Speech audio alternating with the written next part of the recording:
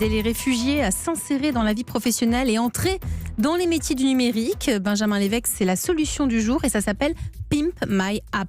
Oui, bonjour Romain Dosset. Bonjour. Alors vous êtes le fondateur du programme Pimp My App.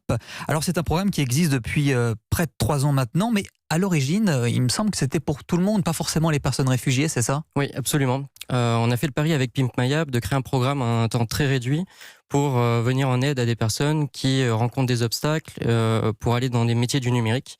Et on a commencé effectivement il y a 3 ans avec un programme pour venir en aide à des jeunes qui veulent faire des études supérieures dans le numérique en alternance.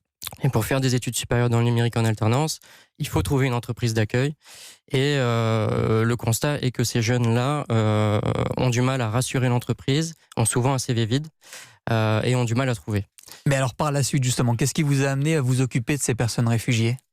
Alors, en fait, en créant le programme Pimp My App à la première édition pour venir en aide aux alternants, on s'est rendu compte que le programme allait bien au-delà que simplement leur permettre de rajouter une ligne sur leur CV.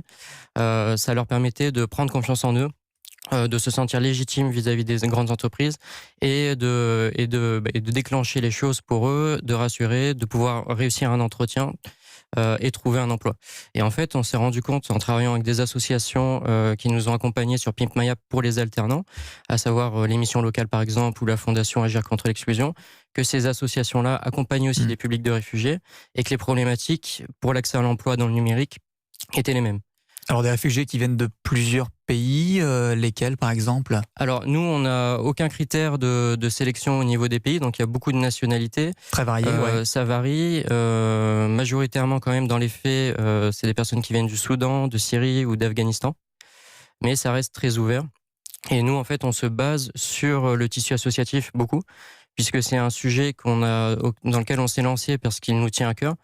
C'est vrai que c'est les opportunités qui ont fait qu'on a rencontré des réfugiés à diverses occasions, lors d'événements, lors de conférences, et on a pu croiser ces personnes-là, découvrir des parcours de vie qui sont très émouvants, où effectivement, quand on écoute ce qu'ils ont traversé, où ils en sont aujourd'hui, et la motivation qu'ils ont à aller travailler, trouver un emploi, être libre et s'en sortir, ça génère qu'une seule envie, c'est de dire qu'est-ce qu'on peut faire à notre échelle pour pouvoir les aider. Alors justement, ce programme, concrètement, comment ça se passe ? C'est 2 semaines, il me semble, c'est ça ? Oui, c'est 2 semaines. Et qu'est-ce qu'on fait ? Alors, le but du programme, c'est d'aller chercher des entreprises, des grands groupes français, qui vont nous confier des vrais sujets chez eux concrets, des problématiques d'innovation, des sujets qu'ils veulent réaliser, qui vont prendre la forme d'applications web, d'applications mobiles, et de prendre ces sujets-là, de les confier à des groupes de personnes, donc des réfugiés pour la prochaine édition de Pimp My App, et de les accompagner à arriver jusqu'à la présentation d'une solution pour le grand groupe qui prend la forme d'un prototype et assorti d'une présentation orale, donc d'un pitch. Donc ça, c'est pour la première semaine du programme. D'accord. Et la deuxième semaine du programme... Donc un projet et ensuite ils le réalisent. Oui, ils le réalisent, ils créent une maquette, ils présentent un concept qui vient en réponse à une problématique. Donc nos consultants, les personnes, les coachs du programme les accompagnent. Et le deuxième aspect du programme, c'est qu'on essaie de leur donner aussi la matière pour pouvoir après vendre cette expérience. Ah, donc la prise de parole en public, c'est ça ? C'est Oui, se vendre ? C'est ça, c'est se vendre, c'est être inspiré, c'est rencontrer, on fait venir des intervenants qui peuvent être des entrepreneurs, qui peuvent être des sportifs de haut niveau. On a un sportif en para-badminton qui vient leur parler de motivation, du fait que un handicap, ou peu importe quel handicap, ça peut être transformé en vrai argument. On a des journalistes aussi, comme Rachid Arab. Les aider à prendre la parole. Ouais. Guillaume Gibault, notre coach. On a des belles boîtes comme Simplon, que vous connaissez sûrement, très axées sur ces sujets de réinsertion notamment, ou l'école 42, qui sont des vraies belles écoles sur ces sujets. Est-ce que vous avez noué des partenariats avec eux pour, au-delà des 15 jours, peut-être orienter vos élèves vers autre chose ?